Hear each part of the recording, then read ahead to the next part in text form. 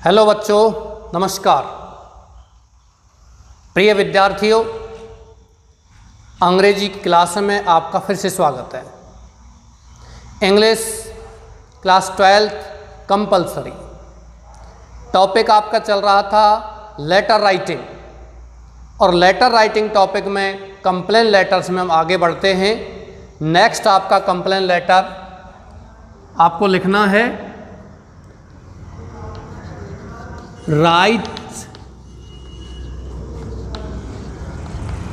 a letter to the principal of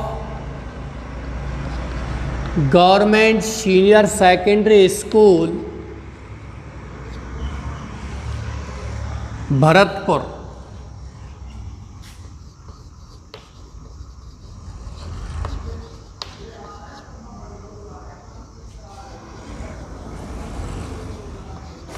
Telling her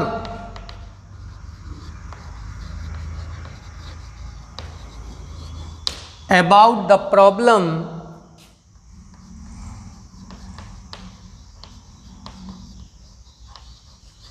of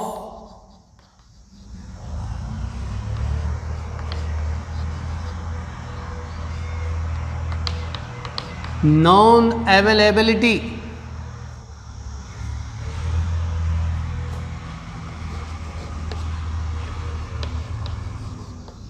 soaps and sanitizers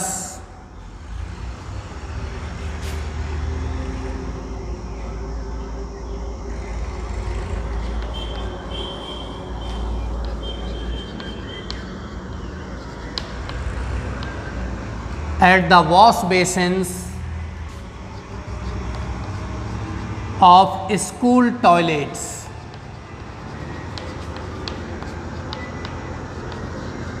बहुत ही शानदार question है बच्चों।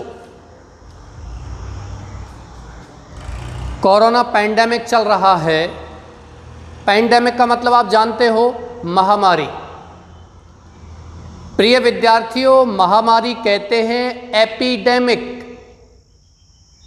लेकिन ऐसी महामारी जो किसी क्षेत्र विशेष, जो किसी देश विशेष या राज्य विशेष में होती है, उसको हम बोलते हैं एपिडेमिक। जबकि ऐसी कोई बीमारी, ऐसी कोई डिजीज जो पूरे वर्ल्ड में होती है, उस महामारी को इंग्लिश में बोलते हैं पैंडेमिक। सो कोरोना और कोविड-19 is a pandemic, not epidemic. 1994 के आसपास, 1994 के आसपास महाराष्ट्र में प्लेग महामारी फैली थी, लेकिन उस महामारी को जल्दी ही कंट्रोल कर लिया गया था और वो केवल महाराष्ट्र तक या एक और राज्य तक सीमित हो गई थी। इसलिए उस महामारी को एपिडेमिक कहा गया था, ना कि पैंडेमिक। लेकिन कोरोना, सोच सकते हो आप, विचार कर सकते हो इसके बारे में, ये पैंडेमिक है। क्वेश्चन क्या है? राइट ए लेटर, एक पत्र लिखो, to the principal of government senior secondary school, Bharatpur के प्रिंसिपल को लिखो, टेलिंग हर, उसे बताते हुए। बच्चों ध्यान रखना है, टेलिंग हर या टेलिंग हिम, ये छोटे छोटे शब्द हैं। टेलिंग हर का मतलब क्वेश्चन कह रहा है वो निश्चित रूप से कोई महिला है, प्रिंसिपल है। तो अभी आप नीचे जब लिखोगे, सर नहीं लिखोगे, वहां क्या लिखोगे? मैडम। टेलिंग हर, उसे बताते हुए, अबाउट द प्रॉब्लम, समस्या के बारे में, ऑफ नॉन अवेलेबिलिटी माने अनुपलब्धता, ऑफ सोप्स एंड सैनिटाइजर्स, साबुन और सैनिटाइजर्स की, एट द वॉश बेसिन्स माने वॉश बेसिन्स में। वॉश बेसिन का मतलब होता है हाथ धोने का या धोने का, बेसिन माने बर्तन। ऑफ स्कूल टॉयलेट्स, विद्यालय के जो टॉयलेट्स बने हुए हैं उनके वहाँ जो वॉश बेसिन लगे हुए हैं वहाँ पर साबुन और सैनिटाइजर उपलब्ध नहीं है। ये उपलब्ध होने चाहिए। इसके लिए आप शिकायत के लिए पत्र लिखो अपने विद्यालय के प्रिंसिपल को। हालांकि फिलहाल अपना विद्यालय नहीं, यहां गवर्नमेंट सीनियर सेकेंडरी स्कूल आपको लिखना है। ये प्रश्न में जिक्र नहीं किया गया आप कौन हो, तो आप यहां कुछ भी बन सकते हो। स्टूडेंट यूनियन के प्रेसिडेंट बन सकते हो, विद्यार्थी संगठन के प्रेसिडेंट अध्यक्ष बन सकते हो आप, या आप किसी कक्षा के मॉनिटर भी यहाँ हो सकते हो और वो लिख सकते हो आप। तो सबसे पहले फर्स्ट ऑफ ऑल यहाँ आपको लिखना है एड्रेस। एड्रेस आप क्या लिखोगे?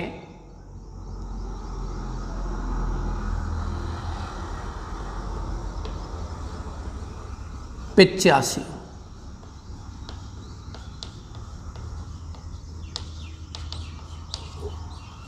लक्ष्मण मंदिर,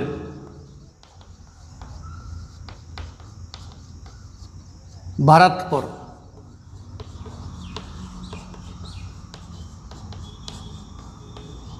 मैंने आपको एक दिन और बता दिया था, यदि आप अपने विद्यालय में पत्र लिख रहे हो, प्रिंसिपल को लिख रहे हो, क्लास टीचर को लिख रहे हो, सब्जेक्ट टीचर को लिख रहे हो, तो यहाँ एड्रेस लिखने की ज़रूरत नहीं है यदि आप उस विद्यालय में पढ़ते हो। मान के चलो आप इस विद्यालय में पढ़ते हो, आप किसी कक्षा के मॉनिटर हो और आप इस समस्या की ओर ध्यान लाना चाहते हो प्रिंसिपल का, तो आपको यहाँ ये सेंडर्स एड्रेस लिखने की ज़रूरत नहीं है, क्योंकि हम सेंडर्स एड्रेस नीचे लिख देंगे। वो कौन सा लिखेंगे? अपना नाम और क्लास। अपन लिखेंगे यूअर्स ओबीडिएंटली, उसके नीचे नाम लिखेंगे और क्लास लिखेंगे। और नाम और क्लास जब उपलब्ध है तो उस विद्यार्थी का पूरा रिकॉर्ड, उसका क्या कहते हैं एड्रेस वगैरह सारी चीज़ें विद्यालय के पास उपलब्ध होती हैं। हाँ, कुछ बच्चों ने कमेंट और किया था, वो कल मैंने बताया था आपको इंग्लिश लिटरेचर का। तो कुछ साइंस वाले बच्चों ने ये कहा था सर हमें भी पढ़ना पड़ेगा। नहीं माय डियर्स, साइंस सब्जेक्ट जो है, कुछ बच्चों ने कहा था सर लिटरेचर का मतलब क्या बुक्स हैं ना, लिटरेचर मतलब साहित्य। आपके पास साइंस वालों के पास biology, chemistry, physics, English compulsory जो चल रही है, इसमें ये ग्रामर है और 2 किताबें फ्लेमिंगो और विस्टास। मैथ वालों के पास मैथ, फिजिक्स, केमिस्ट्री, हिंदी और इंग्लिश का ये ग्रामर और 2 बुक्स हैं, ये पढ़नी और कुछ नहीं पढ़ना है। लिटरेचर का मतलब जिस प्रकार आपने बायोलॉजी को चुना है, आपने मैथ्स को चुना है, किसी बच्चे ने एग्रीकल्चर साइंस को चुना है, इसी प्रकार से आर्ट्स संकाय होती है। उसमें कुछ बच्चे लेते हैं इंग्लिश लिटरेचर, संस्कृत साहित्य, हिंदी साहित्य, कुछ बच्चे नहीं लेते लिटरेचर। कुछ बच्चे क्या करते हैं ड्राइंग लेते हैं, पॉलिटिकल लेते हैं, ज्योग्राफी ले लेते हैं। कुछ बच्चे संस्कृत, ज्योग्राफी, पॉलिटिकल ले लेते हैं। कुछ बच्चे इंग्लिश, पॉलिटिकल, ज्योग्राफी ले लेते हैं। तो वहाँ जिन बच्चों के पास इंग्लिश लिटरेचर है उनको अंग्रेजी साहित्य पढ़ना है, जिस प्रकार आप बायोलॉजी पढ़ रहे हो, और उनको कंपलसरी इंग्लिश ये भी पढ़ना है, मतलब उनको डबल इंग्लिश पढ़नी है। जिस प्रकार आप इंग्लिश पढ़ रहे हो और बायोलॉजी पढ़ रहे हो, उसी प्रकार वो बच्चे इंग्लिश कंपलसरी पढ़ रहे हैं और इंग्लिश लिटरेचर पढ़ना पड़ेगा उनको। Okay, biology, commerce, maths, agriculture, science वाले बच्चों को इंग्लिश लिटरेचर नहीं पढ़नी है। और आर्ट्स वाले बच्चे हैं उन्हें भी इंग्लिश लिटरेचर नहीं पढ़नी है यदि उन्होंने इंग्लिश लिटरेचर नहीं चुना है तो। यदि चुना है तो पढ़ना है। ये हो गया। इसके बाद एक पंक्ति छोड़ करके आपको डेट लिखना है 25 जून 2021। नीचे लिखना है the principal.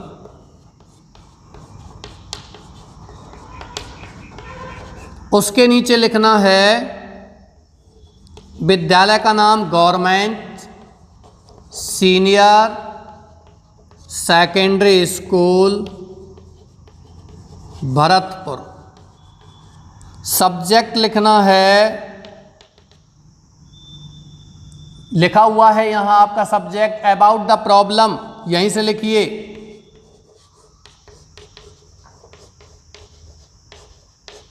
About the problem of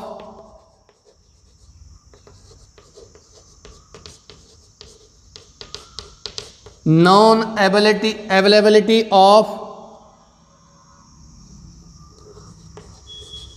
soaps and sanitizers. इतना ही लिखना है बस, सोप्स एंड सैनिटाइजर्स, फिर और बहुत बड़ा हो जाएगा सब्जेक्ट आपका। विद्यालय में साबुन और सैनिटाइजर्स की अनुपलब्धता या उपलब्ध नहीं होने की समस्या के बारे में आप लिख रहे हो। चलिए, यहां आपको विशेष ध्यान रखना है, मैडम ही लिखना है।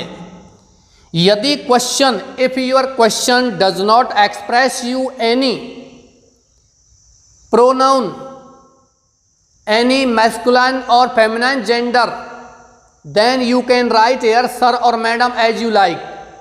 But your question tells you the person is feminine, स्त्रीलिंग है, तो आप यहां सर नहीं लिखोगे, मैडम ही लिखोगे। I would like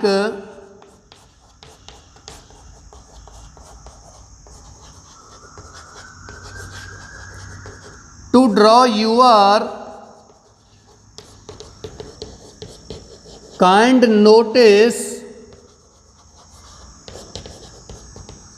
towards my this polite letter. ये आपको लिखना है। नेक्स्ट जो क्वेश्चन लिखा हुआ मैं इसे मिटा रहा हूं।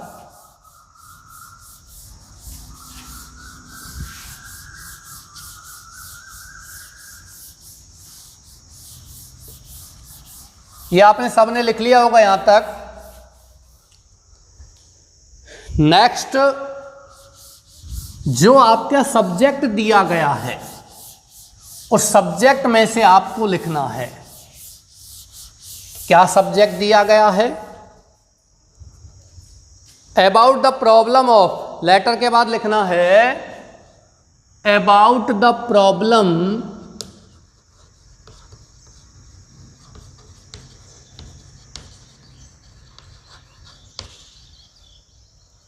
Of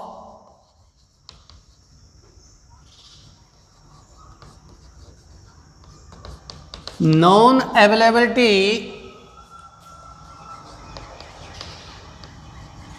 of soaps and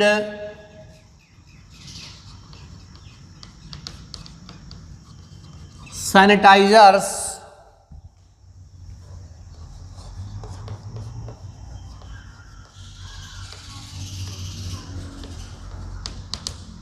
at the wash basins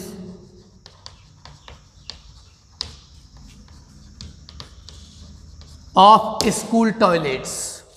ये लिखना है बच्चों, विद्यालय के टॉयलेट्स बने हुए उनके वॉश बेसिन के पास कोई भी हैंड सैनिटाइजर वगैरह नहीं है।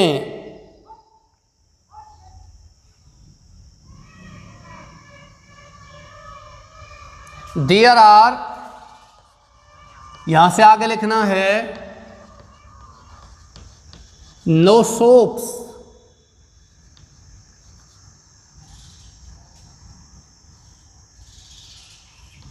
and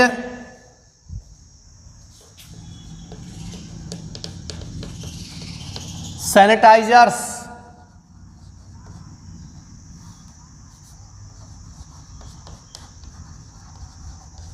at the wash basins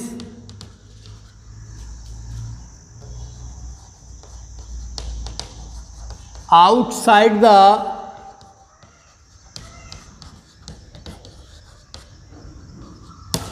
school toilets।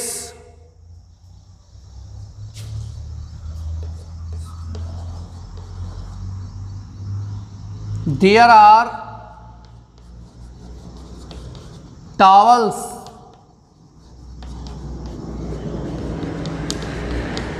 that are dirty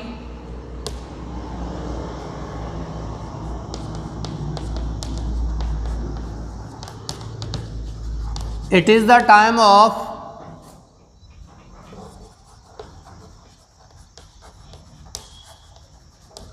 corona pandemic, ये कोरोना महामारी का समय है, दौर है।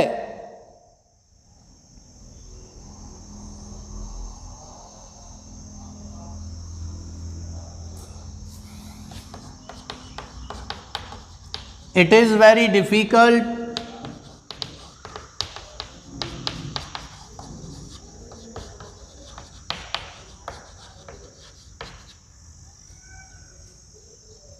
for the students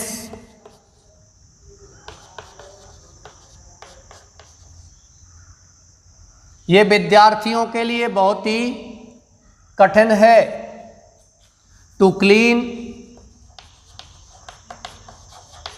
and wipe their hands. चलिए कॉपी कीजिए या स्क्रीनशॉट लीजिए इसका।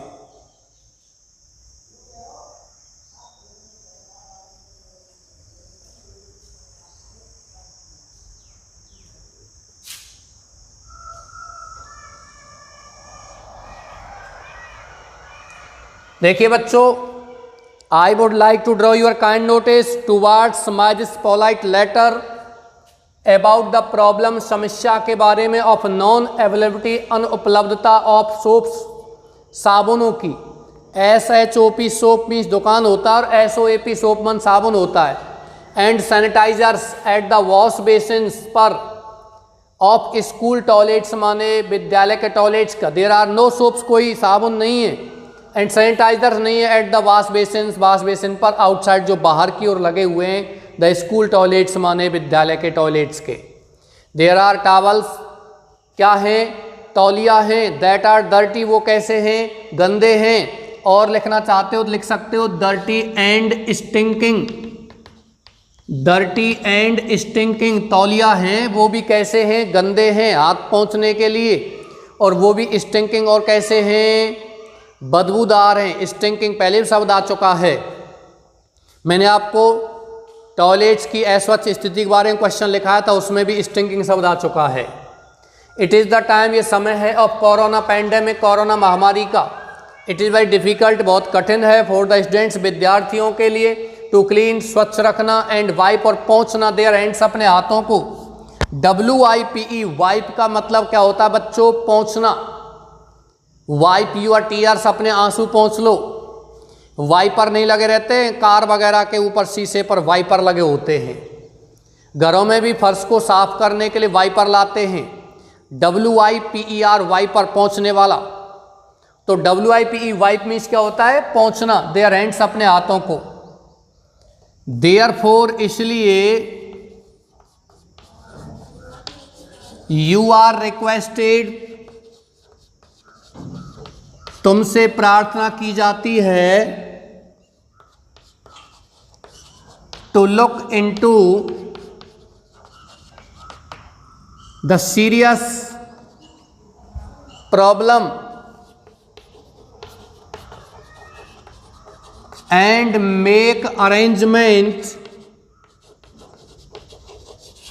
और व्यवस्था करो, सोप्स, सैनिटाइजर्स एंड टॉवल्स, और किसकी, टॉवल्स की।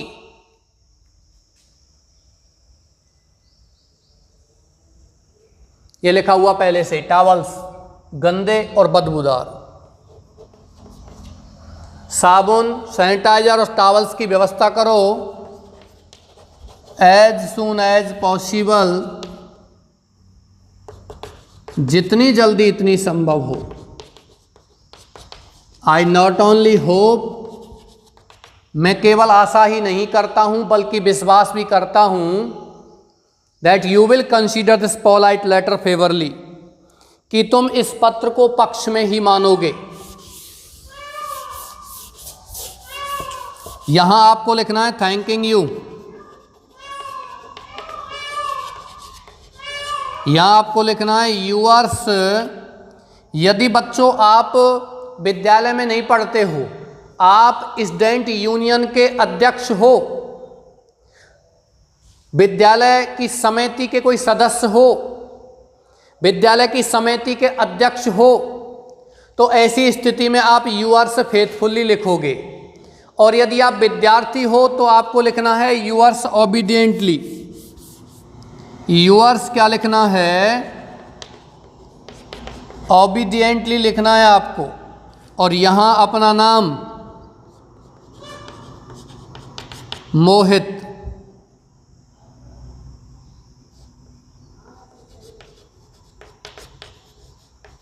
Monitor of class 12th maths, कक्षा 12 मैथ्स का मॉनिटर। मैथ्स संख्या होती है उसका। बायोलॉजी संख्या है बायो। MATHS बच्चों एक होता है MATH। मैथ मीन्स होता है गणित, और मैथ्स माने भी क्या होता है? गणित। ये मत सोच लेना कि ये मैथ आपका एक वचन है, ये मैथ्स आपका बहुवचन, ना। दोनों का अर्थ गणित होता है और दोनों ही सही हैं, लेकिन ब्रिटिश इंग्लिश में कहते हैं मैथ्स और अमेरिकन इंग्लिश वर्ड क्या है? मैथ। कभी कभी आपने डिक्शनरी पढ़ी होगी, उसमें लिखा रहता है BR और कभी कभी लिखा रहता है BRE, कभी कभी लिखा रहता है शब्द के पीछे AME। AME का मतलब अमेरिकन इंग्लिश वर्ड है वो, और BRE लिखा हुआ है तो ब्रिटिश इंग्लिश वर्ड। वैसे BRE कुछ शब्दों के पीछे लिखा रहता है, अंततः सभी शब्द ब्रिटिश इंग्लिश के हैं अधिकतर, और वही शब्द हमारे यहाँ काम में आते हैं ब्रिटिश इंग्लिश के। अमेरिकन इंग्लिश वर्ड कोई काम में यहाँ आता नहीं, लेकिन कुछ शब्दों का प्रयोग हम कर देते हैं, जैसे कि सेंटर, CENTRE, ये तो ब्रिटिश इंग्लिश है, और CENTER ये क्या है? अमेरिकन इंग्लिश है। मैंने एक दिन और बता दिया था इसके बारे में, मैं अधिक बात नहीं करूंगा, स्क्रीनशॉट ले सकते हो। नेक्स्ट क्वेश्चन की ओर बढ़ते हैं।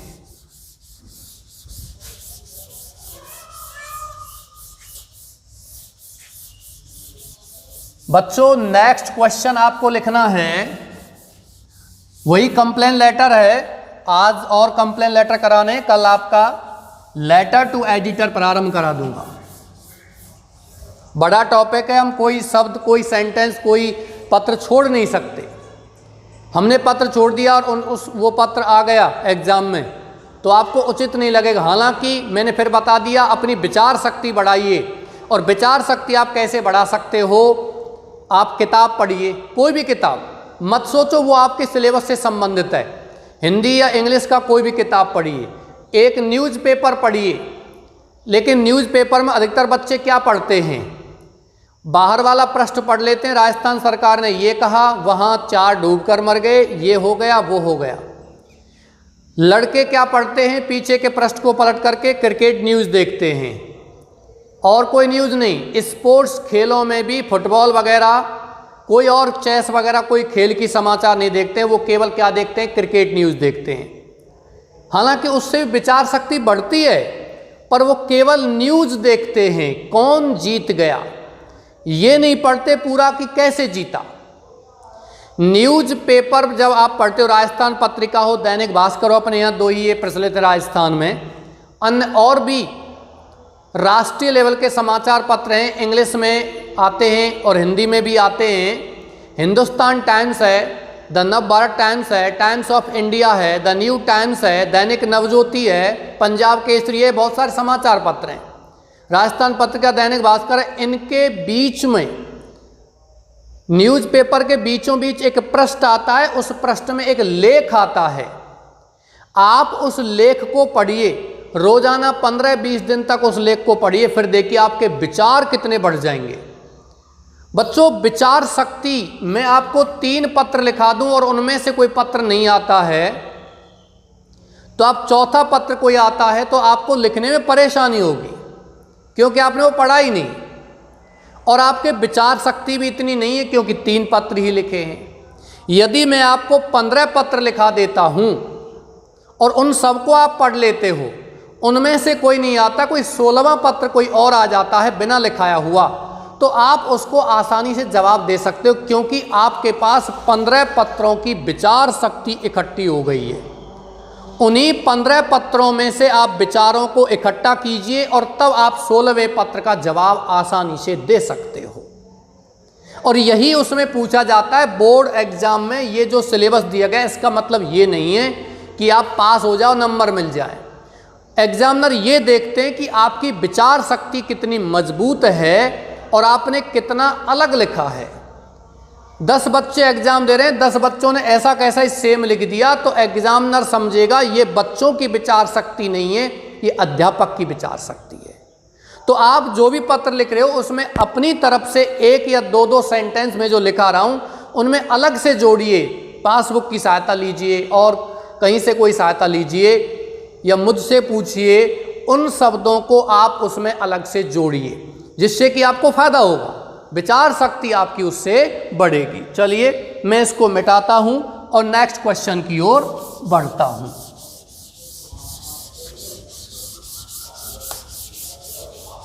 नेक्स्ट क्वेश्चन में आपको लिखना है write a letter to the head post master. अच्छा क्वेश्चन है, हो सकता है आपने कक्षा 10 में भी ये पढ़ा हो, क्योंकि कक्षा 10 में भी ऐसे क्वेश्चन लिखा देते हैं जो कक्षा 10 के लेवल के ऊपर होते हैं। अध्यापक यही सोचते हैं बच्चों को छूटना नहीं चाहिए। 12वीं क्लास को पढ़ा रहे हैं तो 12वीं क्लास में भी कुछ एक्स्ट्रा बच्चों को मिलना चाहिए जो 12वीं के लेवल से ऊंचा हो। हालांकि 12वीं का लेवल है वो बहुत उच्च है। इसके बाद आपकी रियल विचार शक्ति बढ़ती है, क्योंकि जस्ट इसके बाद ग्रेजुएशन का कोर्स होता है। चलो कल आपको एक और वीडियो आने वाली है 11वीं के और 12वीं के बच्चों का। 11वीं के बच्चों, अब जो 12वीं आए हैं उनको भी, और 12वीं पास आउट हो चुके हैं उनको भी ये होता है कि सर हम 12वीं के बाद क्या करें, हमें बड़ा प्रॉब्लम है। बायोलॉजी ले ली, लेकिन मान के चलिए बायोलॉजी के लेने के बाद में हम उसमें नहीं जाना चाहते या हमारा सिलेक्शन नहीं होता है उसमें मेडिकल में। मैथ्स ले लिया है, आपका बीटेक नहीं करना चाहते हो, आप इंजीनियर नहीं जाना चाहते हो, तो उसके बाद क्या करें, क्या स्कोप है, उसका कल अब वीडियो आएगा। ओके, तो यहाँ आपको लिखना है क्वेश्चन, मैं यहाँ लिख देता हूँ, write a letter to the head post master. Head post master को पत्र लिखना है ऑफ यूर डिस्ट्रिक्ट, या ये भी लिखा हुआ आ सकता है write a letter to the head post master of the head post office of your district.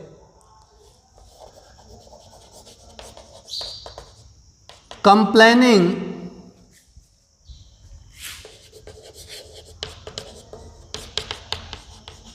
Against irregular delivery of letters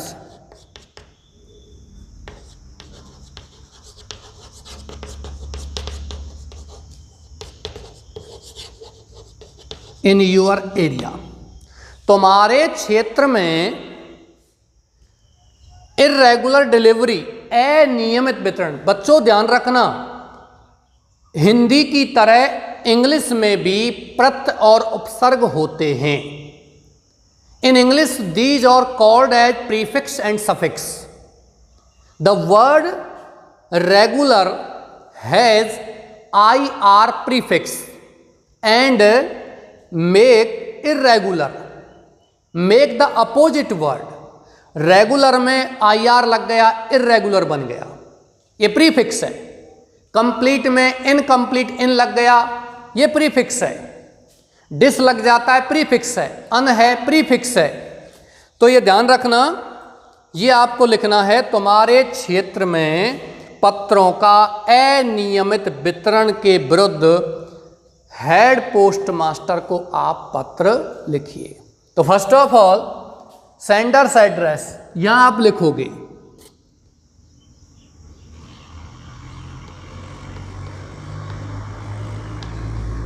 Kherli, या आप पर्टिकुलर कोई भी जगह यहां लिख सकते हो।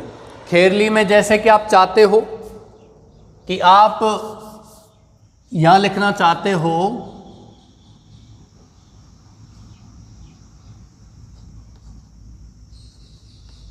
B75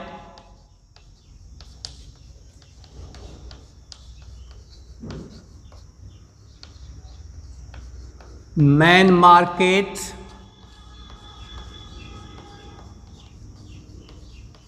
खेरली 25 जून 2021, 2 पंक्ति छोड़ करके the head post master.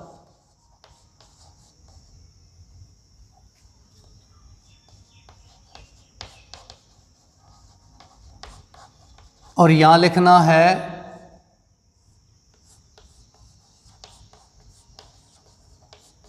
The head post office Alwar, ये आपको लिखना है। इसके बाद आपको लिखना है subject. What is the subject that is given in your question.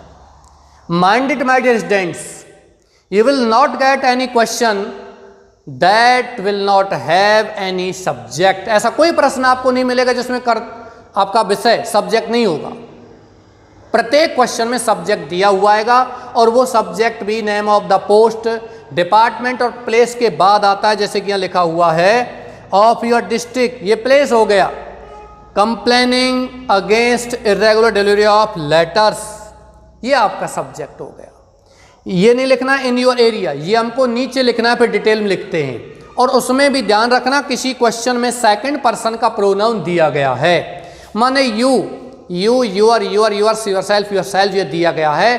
Then you have to change these second person pronouns into first person, माने I, we, my, mine, our, ours, myself, ourself, me, us, इनमें change करना है आपको। ठीक है, subject लिखना है complain against irregular delivery of letters.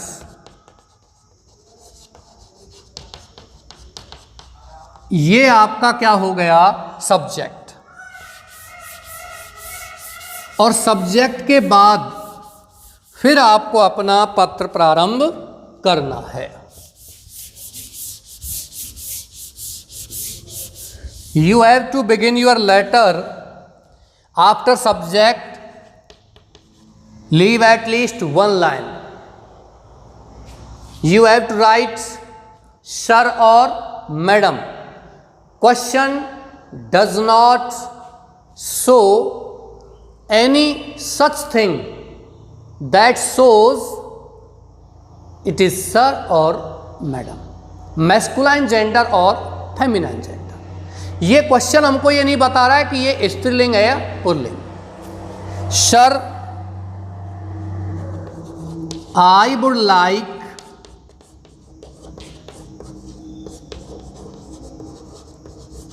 To draw your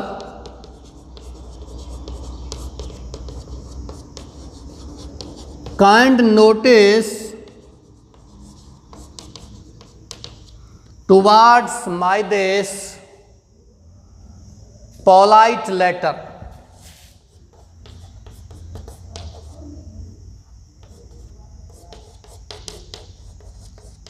preposition to लगाना है। कंप्लेन नाउन को वर्ब में चेंज करना है, to complain against irregular delivery of letters in our area। Mr. Shyamlal is the postman of our beat. ये कह रहा है I would like to draw your kind notice towards my this polite letter to complain against irregular delivery of letters in our area. हमारे क्षेत्र में पत्रों के अनियमित वितरण के विरुद्ध शिकायत करने के पत्र, विनम्र पत्र की ओर मैं तुम्हारा दयालु ध्यान लाना चाहूँगा। Mister Shyamlal is the postman of our beat. हमारे क्षेत्र का, हमारी गली का पोस्टमैन कौन है? मिस्टर श्यामलाल। ध्यान रखना, BEAT बीट माने गली नहीं होता है, बीट माने होता है पीटना। यहां आप एरिया लिख सकते हो, यहां आप स्ट्रीट लिख सकते हो, लेकिन बीट का मतलब पीटना। कोई चीज जब बार बार एक ही स्थान पर आती जाती है तो उसको बीट बोलते हैं। जैसे कि अपने हृदय की धड़कन, क्या बोलते हैं इसको? Heart beat, heart beat. और क्योंकि बार बार हृदय धड़क रहा है उसी जगह। और यदि आपका पोस्टमैन आपकी गली में आता जाता रहता रोजाना, तो वो क्या कहलाता है? बीट कहलाता है। You can write air street, you can replace the word with street. Beat को हटाए स्ट्रीट भी लिख सकते हो। ही इज इर्रेगुलर, वह अनियमित है। ही इज सो केयरलेस, वह इतना लापरवाह है। That he throws our letters and parcels, हमारे लेटर और पार्सल्स को फेंक देता है। एट वन प्लेस, एक ही स्थान पर फेंक देता है। नेक्स्ट लिखना है, मैं ऊपर लिख रहा हूं। अब ये मत समझ लेना आप मैं पैरा चेंज कर रहा हूं, पैरा चेंज नहीं करना है अभी। He does not turn up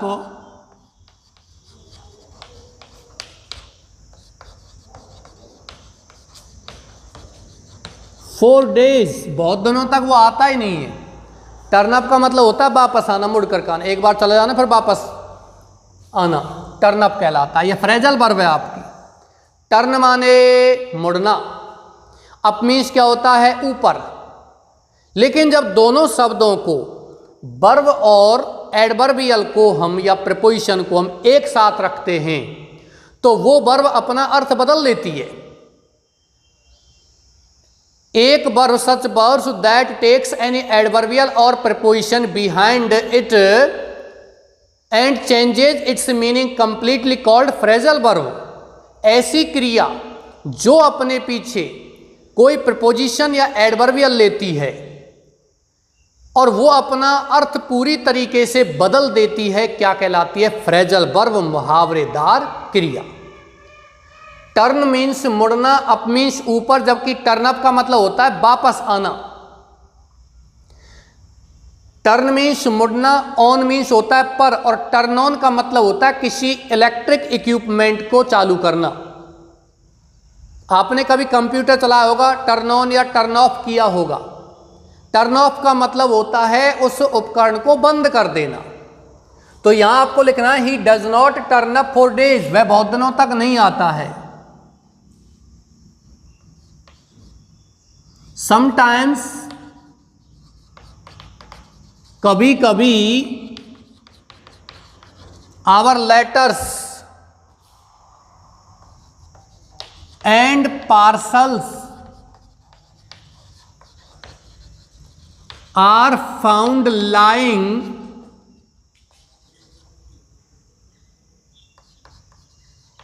on the road. कभी कभी तो हमारे पत्र वगैरह सड़क पर पड़े हुए मिलते हैं।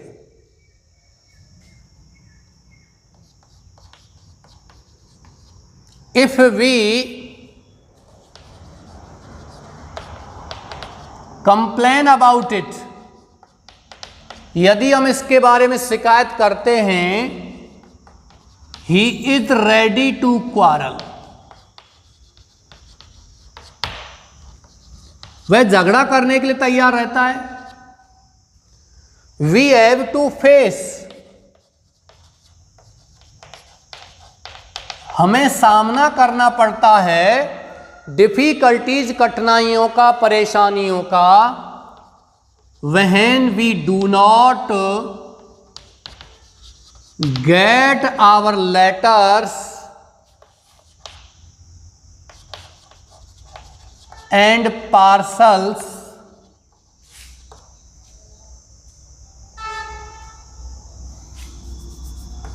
ऑन टाइम, समय पर जब हमें ये चीज़ें नहीं मिलती हैं तो हमें परेशानी का सामना करना पड़ता है।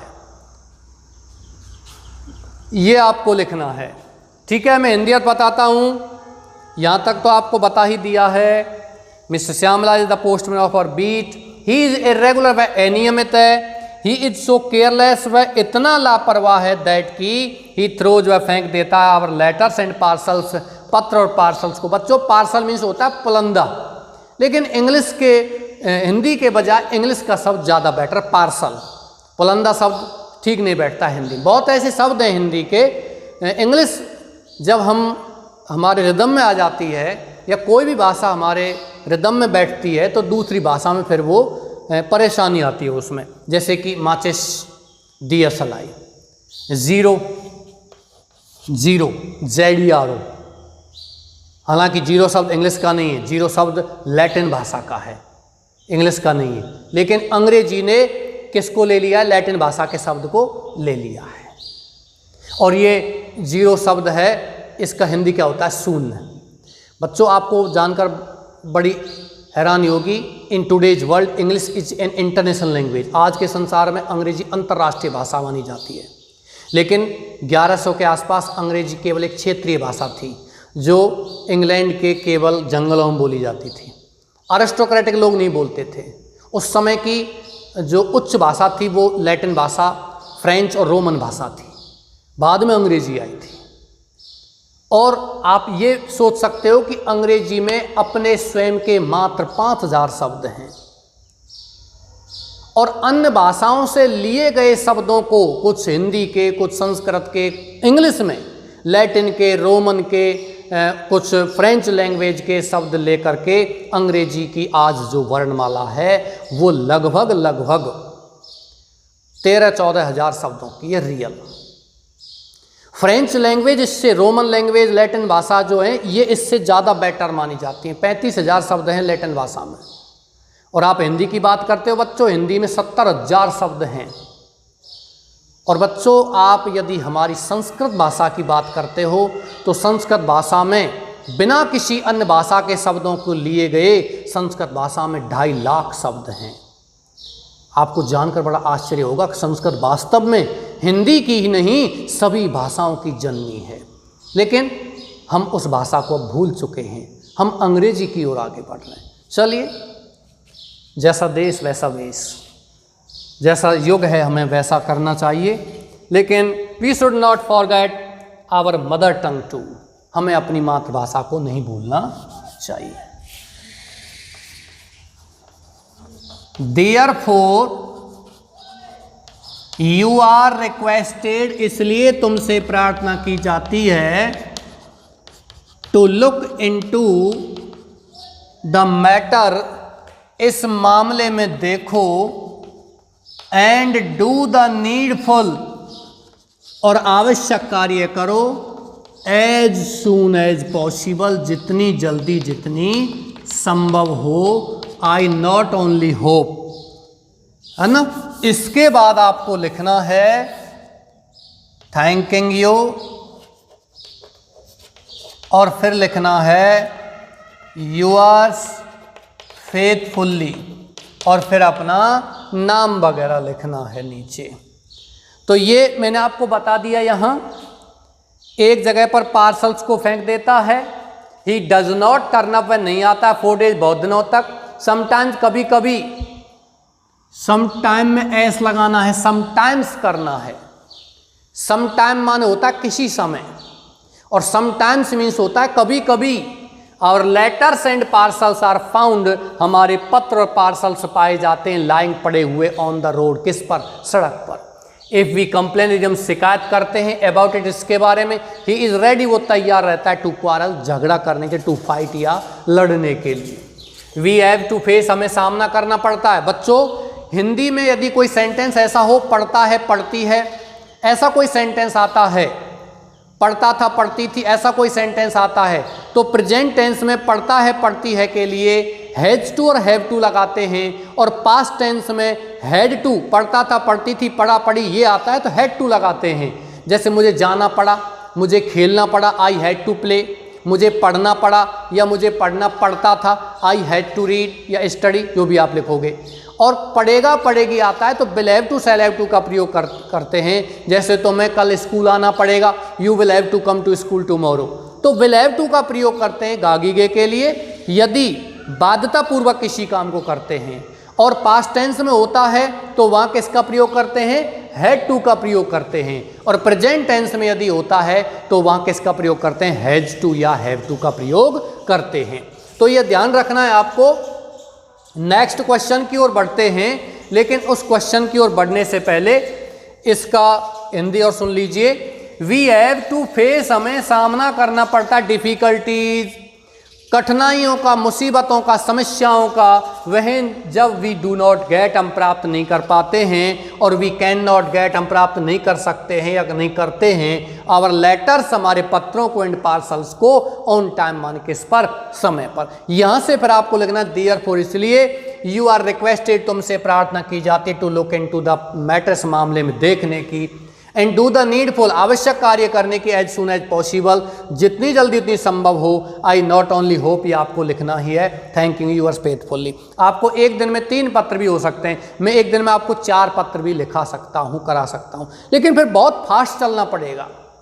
इतना फास्ट चलना पड़ेगा कि 10 मिनट में मुझे फिर एक पत्र लिखाना ही पड़ेगा, फिर आपको स्क्रीनशॉट लेना पड़ेगा, इसका ध्यान रखना। आप साथ साथ नहीं कर सकते हो, कोई दिक्कत नहीं, अभी आराम से पढ़ते चलिए। 1 या 2 पत्र रोजाना होते हैं या 3 पत्र होते हैं, उसी को आप रोजाना रेगुलर उसको पढ़िए, विचार शक्ति को बढ़ाइए। कुछ बच्चों ने ये भी कहा था सर हम एक बार कर लेते हैं, हमें कंप्लीट भी हो जाता है, याद भी हो जाता है और समझ में भी आ जाता है। इंग्लिश से हिंदी भी लगभग बना लेते हैं, लेकिन ये पत्र याद किया तो ये याद है, लेकिन आगे नेक्स्ट डे या 2 दिन बाद, 3 दिन बाद हम अगला पत्र कर रहे हैं, वो याद हो जाएगा, लेकिन इसको हम भूल जाएंगे। कोई बात नहीं, इसको जो आपने किया है इसको आप पूरा नहीं भूलते हो। सोच के देख, क्या इसको पूरा भूल जाते हैं? नहीं, कंप्लीट नहीं भूल पाते हो इसको, कुछ चीज़ें भूल जाते हैं। तो ये तो आप, ऐसा तो नहीं आप एक बार आपने किया और फिर आप हमेशा के लिए याद रखें, नहीं। एग्जाम्स टाइम पे या रिवीजन कराएंगे 2 महीने बाद, तब आप इसको फिर पढ़ोगे, फिर और ज़्यादा याद रहेगा उस समय से। फिर एग्जाम टाइम पे फिर पढ़ोगे, एक बार रिवीजन करोगे, फिर और अच्छे से याद हो जाएगा। एग्जाम टाइम पे जब आप पढ़ोगे फिर बिल्कुल कंप्लीट हो जाएंगे। ऐसा तो है नहीं कि आप एक बार में पढ़ करके और आप उसको 100%, उसमें से याद, यदि आपको 40% भी याद रहता है तो कोई दिक्कत नहीं है, नेक्स्ट रिवीजन में फिर आपको याद रह जाएगा। हाँ, रिवीजन करते रहिए, फेरते चलिए। पढ़ाई भूली क्यों, रोटी जली क्यों, और घोड़ा अड़ा क्यों, क्योंकि फेरा में था। बच्चों, घोड़े को आप एक जगह खड़ा रखिए, वो अड़ जाएगा, 2 घंटे खड़ा रखिए, फिर वो चल नहीं पाएगा, इसलिए घोड़े को घुमाते रहते हैं। रोटी को भी आप फेरते रहते हैं तवे पर, नहीं फेरोगे तो जल जाएगी। इसी प्रकार पढ़ाई को भी आप फेरते रहिए, करते रहिए इसको, ऐसा नहीं आपने एक बार देखा हो गया कंप्लीट। नेक्स्ट क्वेश्चन की ओर बढ़ते हैं।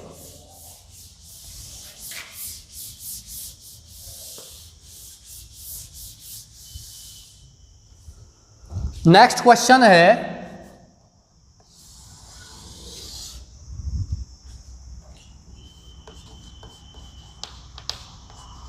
राइट ए लेटर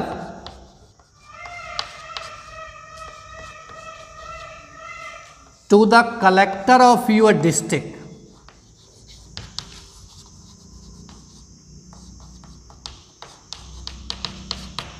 नजर आ रहा है कि बच्चों? To the collector of your district. चलिए अब नजर आ जाएगा।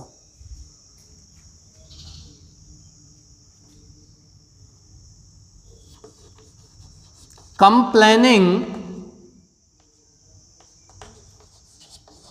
अगेंस्ट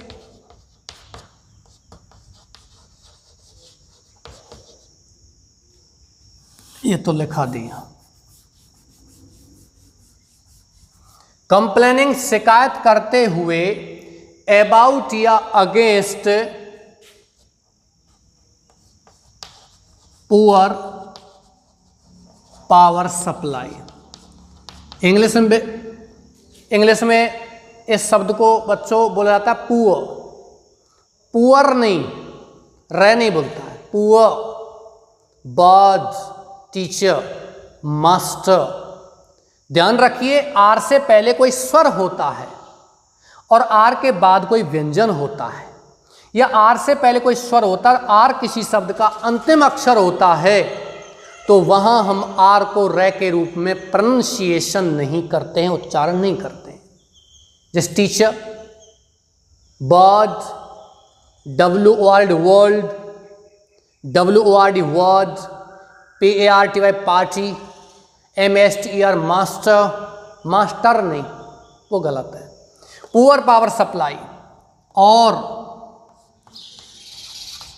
बच्चों सब्जेक्ट में पुअर पावर सप्लाई नहीं आता है तो इसमें आ सकता है फ्रीक्वेंट, बार बार, फ्रीक्वेंट ब्रेकडाउन,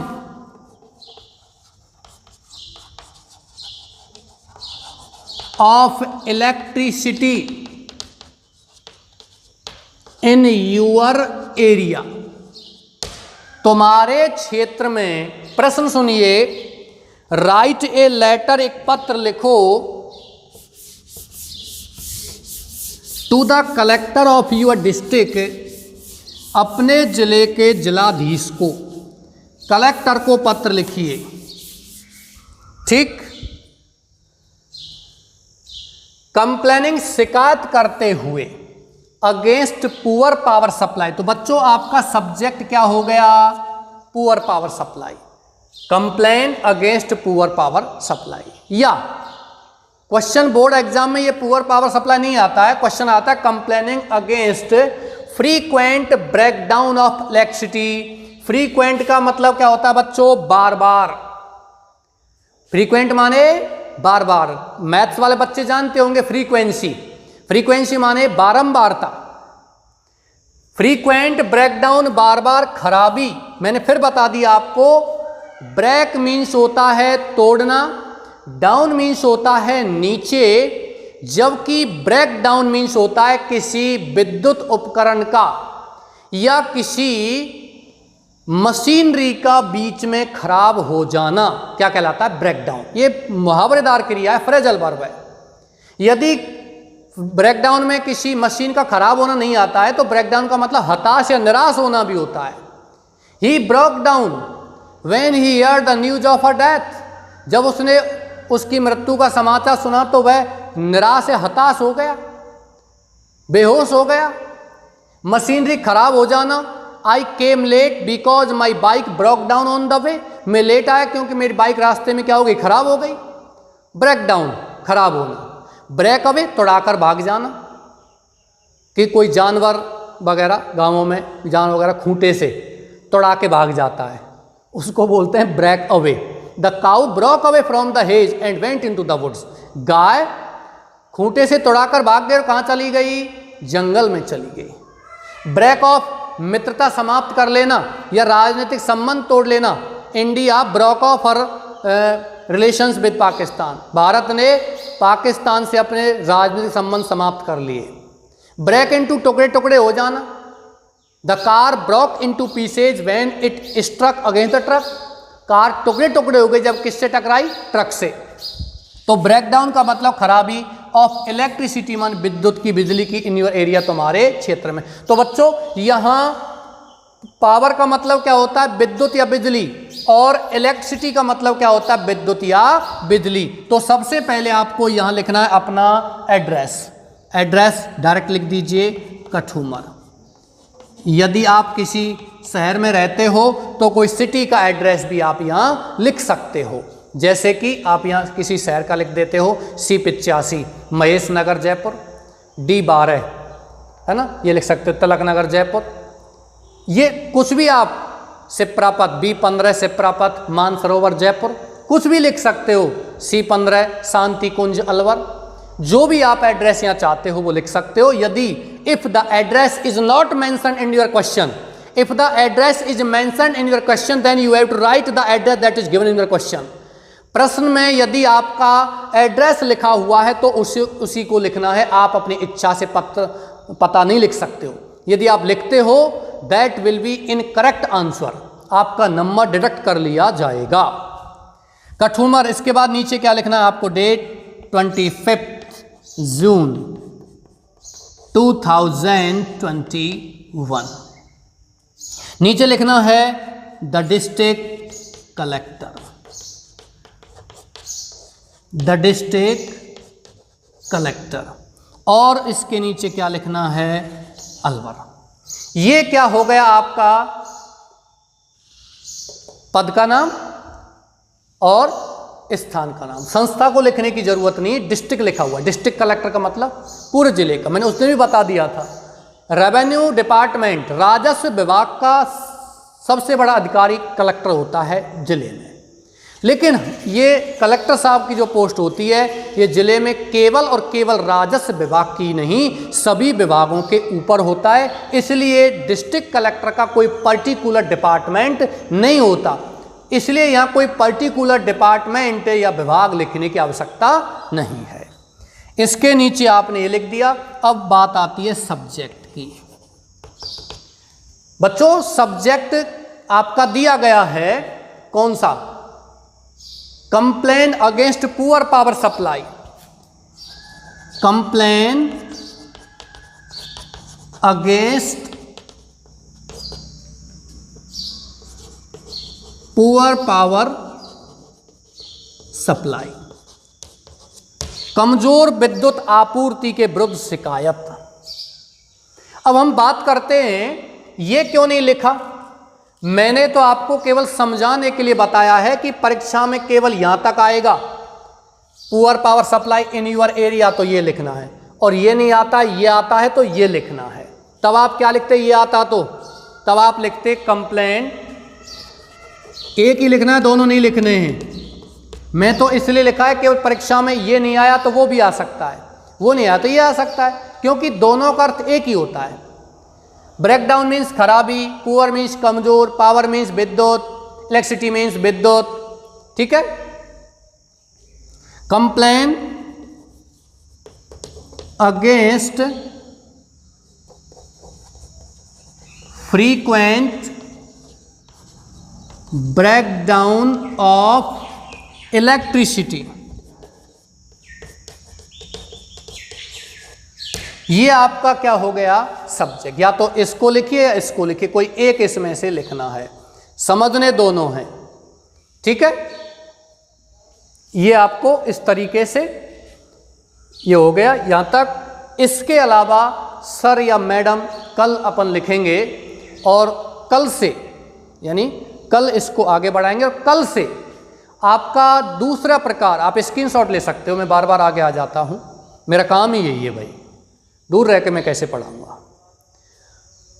कल से आपका ये कंप्लेन लेटर है, इसमें एक पत्र और लिखाना है, और कल से आपका नेक्स्ट लेटर टू एडिटर, संपादक के लिए पत्र, समाचार पत्र के संपादकों को पत्र लिखे जाते हैं, वो आपको कल से लिखाना है।